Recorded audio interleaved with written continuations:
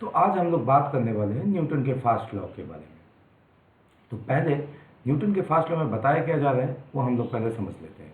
Newton के fast law में बता रहा है every body continue to be in the state of rest और of uniform motion in a straight line unless acted upon by some external forces.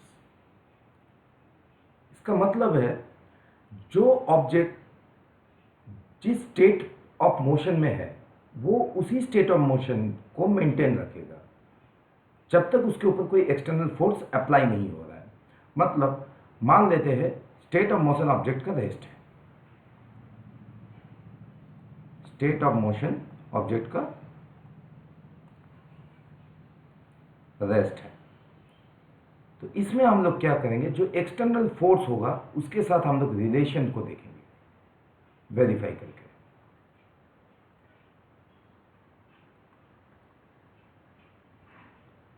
और दूसरा case में क्या हो रहा है, state of motion uniform motion हो रहा है, स्टेट ऑफ मोशन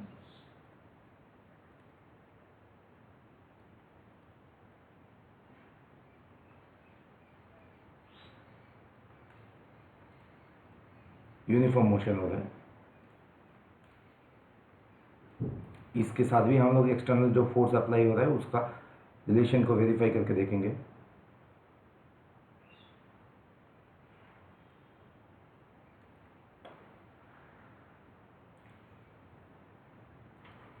देखिए इस ऑब्जेक्ट का स्टेट ऑफ मोशन है रेस्ट, स्टेट ऑफ मोशन है इसका रेस्ट, मतलब इस ऑब्जेक्ट के अंदर में वेलोसिटी कितना है, 0 है। हम लोग यहाँ से ये बोल सकते हैं ऑब्जेक्ट का एक्सीलरेशन कितना होगा, time rate of change of velocity होगा dv/dt। तो वेलोसिटी 0 है तो इसका टाइम डेरिवेटिव निकालेंगे तो ये भी 0 ही होगा। तो एक्सटर्नल फोर्स जो कि F मान लेते हैं हम लोग, इसको F मास इंटू एक्सीलरेशन होता है, हम लोगों को पता है। अब एक्सीलरेशन 0 हो रहा है तो मास इंटू 0, मतलब एक्सटर्नल फोर्स जो अप्लाई हो रहा है वो क्या हो रहा है, 0 हो रहा है, वो 0 हो रहा है। तो न्यूटन फास्ट लॉ इसी कंसेप्ट के बारे में बात कर रहा है। अगर ऑब्जेक्ट का state of motion, object rest में है तो वो रेस्ट में ही रहेगा जब तक उसके ऊपर कोई एक्सटर्नल फोर्स अप्लाई नहीं हो रहा है। तो ऑब्जेक्ट हम लोग देख लिए रेस्ट पे है और इसी स्टेट को मेंटेन कर रहा है। इसका मतलब क्या है, इसका मतलब इसके ऊपर फोर्स 0 अप्लाई हो रहा है, इसके मतलब इसके ऊपर फोर्स 0 अप्लाई हो रहा है।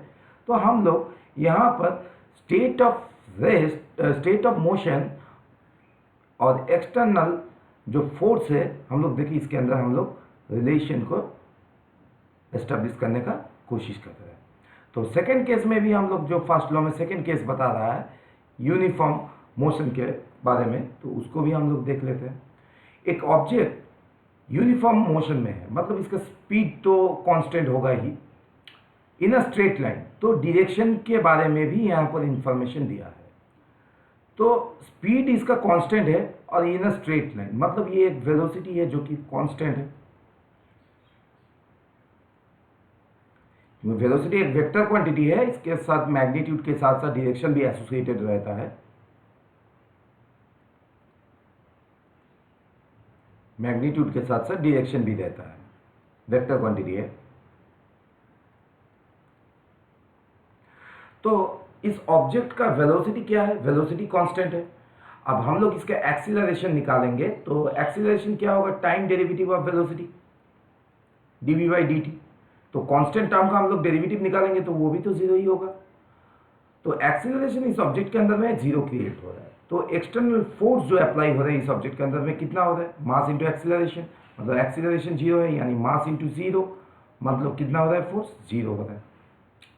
तो यहाँ पर भी हम लोग क्या किए, इसके स्टेट ऑफ मोशन और एक्सटर्नल जो फोर्स अप्लाई हो रहा है उसके अंदर एक हम लोग रिलेशन को एस्टेब्लिश किए। तो हम लोग देखें दोनों ही केस में जब ऑब्जेक्ट रेस्ट पे रह रहा है तब भी उसके ऊपर एक्सटर्नल फोर्स 0 ही अप्लाई हो रहा है, इसीलिए वो अपना स्टेट ऑफ मोशन जो है ऑब्जेक्ट का रेस्ट उसको मेंटेन रख पा रहा है। और जब यूनिफॉर्म मोशन से मूव कर रहा है अलोंग द स्ट्रेट लाइन, मतलब कांस्टेंट वेलोसिटी से मूव कर रहा है, तो उस केस में भी हम लोग देखें एक्सटर्नल फोर्स 0 ही अप्लाई हो रहा है। तभी जाके वो अपना स्टेट ऑफ मोशन जो कि यूनिफॉर्म वेलोसिटी है, कांस्टेंट वेलोसिटी है, उसको मेंटेन रख पा रहा है। अभी हम लोग कुछ एग्जाम्पल को कंसिडर कर लेते हैं और देखते हैं जो हम लोग यहाँ पर रिलेशन एस्टेब्लिश किए और जो लॉ से हम लोग पता किए वो एक्चुअली होता है कि नहीं होता है। मान लीजिए एक प्लेन है और इसके ऊपर कोई एक ब्लॉक रखा हुआ है, इसके ऊपर एक ब्लॉक रखा हुआ है, ये है ब्लॉक, इसके ऊपर जो रखा हुआ है, और एक ब्लॉक हम लोग ले लेते हैं दोनों अलग अलग केसेस के लिए, ये भी एक ब्लॉक है, दो अलग अलग केसेस के लिए हम लोग लेंगे। तो देखिए इस ब्लॉक का वेलोसिटी जो है हम लोग मान लेते हैं 0 है, मतलब ऑब्जेक्ट स्टेट ऑफ मोशन इसका क्या है, रेस्ट है, ऑब्जेक्ट रेस्ट पे है। तो हम लोग ये बोल सकते हैं इधर से भी जो फोर्स अप्लाई हो रहा है ये भी 0 है, और इधर से भी जो फोर्स अप्लाई हो रहा है ये भी 0 है। मतलब नेट फोर्स इस ऑब्जेक्ट के ऊपर में जो अप्लाई हो रहा है, इस कंक्लूजन से हम लोग बोल सकते हैं नेट फोर्स जो अप्लाई हो रहा है वो होगा 0। नेट फोर्स जो अप्लाई हो रहा है वो 0 होना चाहिए। अभी हम लोग दूसरा केस को कंसीडर कर लेते हैं। मान लीजिए यहां पर एक ब्लॉक रखा हुआ है, एक आदमी है जो इस ब्लॉक को विथ सम फोर्स धकेल रहा है, और यहां पर भी एक आदमी है इसी ब्लॉक को उसी फोर्स, सेम फोर्स से धकेल रहा है। मतलब दोनों फोर्स का मैग्नीट्यूड मान लीजिए सेम है, F1, ठीक है ना, इसका भी मैग्नीट्यूड जो होगा F2 का भी मैग्नीट्यूड उतना ही होगा। दोनों फोर्स से ये इधर में इसको धकेल रहा है और ये इधर में इस ऑब्जेक्ट को धकेल रहा है।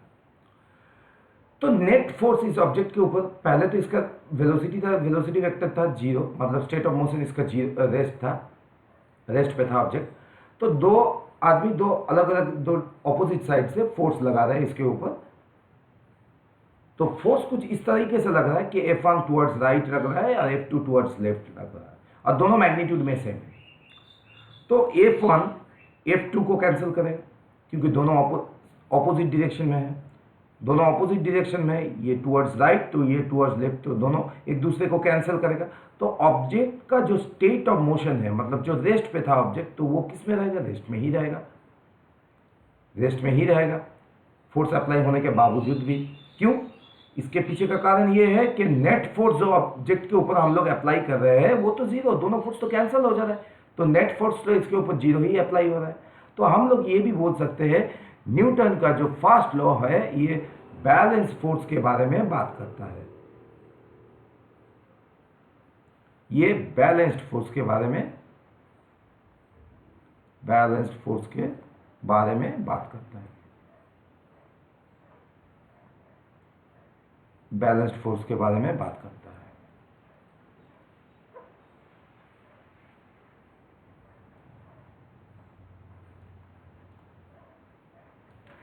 बैलेंस्ड फोर्स के बारे में बात करते हैं क्योंकि इधर में भी देखिए 0 हो रहा है, इधर में भी 0 हो रहा है, तब भी ये फोर्स बैलेंस है। जब इधर में भी कुछ फोर्स अप्लाई हो रहा है एक्चुअली और इधर में भी कुछ फोर्स एक्चुअली अप्लाई हो रहा है और दोनों मैग्नीट्यूड में सेम है, तब भी दोनों फोर्स एक दूसरे को कैंसिल कर रहे हैं, मतलब बैलेंस फोर्स है ये। और एक टॉपिक है इस टॉपिक में, और एक कॉन्सेप्ट है, जैसे ये स्ट्रेट लाइन, यहाँ पर uniform motion in a straight line जो बोला गया है, इसके बारे में भी हम लोग थोड़ा सा डिस्कस कर लेते हैं। मान लीजिए एक ऑब्जेक्ट एक सर्कुलर पाथ में रोटेट कर रहा है, एक ऑब्जेक्ट एक सर्कुलर पाथ में मान लीजिए रोटेट कर रहा है, ये इसका पाथ ऑफ रोटेशन है, मान लीजिए ये ऑब्जेक्ट का पाथ ऑफ रोटेशन है, इस सर्कुलर पाथ में इसके ऊपर मूव कर रहा है ऑब्जेक्ट। तो किसी इंस्टेंट ऑफ टाइम में ऑब्जेक्ट का अलग अलग पोजीशन हम लोगों को मिलेगा। मान लीजिए ये ऑब्जेक्ट कभी इस जगह पे है, कभी इस जगह पे है, कभी इस जगह पे रहेगा, कभी इस जगह पे रहेगा, एक यूनिफॉर्म स्पीड से मूव कर रहा है, एक यूनिफॉर्म स्पीड से ऑब्जेक्ट मूव कर रहा है, एक यूनिफॉर्म स्पीड से ऑब्जेक्ट मूव कर रहा है, एक यूनिफॉर्म स्पीड से मूव कर रहा है। तो यहां पर अगर आप ध्यान से देखेंगे तो ऑब्जेक्ट का डायरेक्शन हर एक पॉइंट में चेंज हो रहा है, इसका ऑब्जेक्ट का जो डायरेक्शन है वो हर एक पॉइंट में चेंज हो रहा है। देखिए यहां पर जो ऑब्जेक्ट का डायरेक्शन था टेंजेंटली था, यहाँ पर जो ऑब्जेक्ट का डायरेक्शन होगा ये भी टेंजेंटली होगा कुछ इस डायरेक्शन में, और यहाँ पर जो ऑब्जेक्ट का डायरेक्शन होगा ये भी कुछ टेंजेंटली इस डायरेक्शन में होगा। तो अभी अगर देखेंगे आप तो हर एक पॉइंट में इस ऑब्जेक्ट का डायरेक्शन चेंज हो रहा है, मतलब स्ट्रेट लाइन नहीं रह रहा है। तो इस ऑब्जेक्ट के ऊपर डेफिनेटली कुछ फोर्स अप्लाई हो रहा है। नेट फोर्स इसका जीरो नहीं हो सकता, इसका नेट फोर्स कभी भी जीरो नहीं हो सकता, इसके ऊपर कुछ फोर्स जरूर अप्लाई हो रहा है, तभी जाके इसके डायरेक्शन में चेंज हो रहा है। तो यहां पर हम लोग बोल सकते हैं इसका स्पीड कांस्टेंट है, पर इसका वेलोसिटी कांस्टेंट नहीं है। तो इसीलिए ये ऑब्जेक्ट मान लीजिए एक कांस्टेंट स्पीड में भी मूव कर रहा है, पर ये स्ट्रेट लाइन में नहीं मूव कर रहा है। तो यहाँ पर न्यूटन का जो फर्स्ट लॉ है, अगर इस टाइप का कोई केस हम लोगों को मिला तो इसमें न्यूटन का जो फर्स्ट लॉ है इस पाथ के लिए ये एप्लीकेबल नहीं होगा, क्योंकि यहाँ पर इसका वेलोसिटी कांस्टेंट नहीं है, इसका वेलोसिटी कांस्टेंट नहीं है, इसका वेलोसिटी हर एक पॉइंट में चेंज हो रहा है, इस पाथ के हर एक पॉइंट में चेंज हो रहा है। तो यहाँ पर हम वेलोसिटी को कांस्टेंट बता नहीं सकता। अगर कोई हम लोगों को सर्कुलर पाथ वाला केस मिला, आगे मिलेगा हम लोगों को जब हम लोग स्टडी करेंगे सेंटीपिटल और सेंट्रीफ्यूगल फोर्स, हम लोग जब स्टडी करेंगे तब हम लोगों को इस टाइप का एक सर्कुलर मोशन हम लोगों को स्टडी करना पड़ेगा।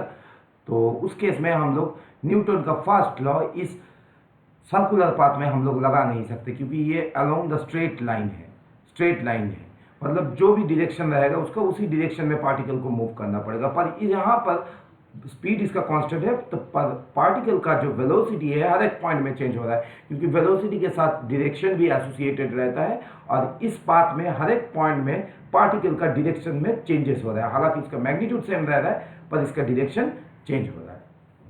तो न्यूटन फर्स्ट लॉ का कॉन्सेप्ट इतना ही। इसके बाद हम लोग बात करेंगे न्यूटन के फर्स्ट लॉ के और एक इंपॉर्टेंट कॉन्सेप्ट के बारे में, जो कि है इनर्शिया। अभी इनर्शिया एक्चुअली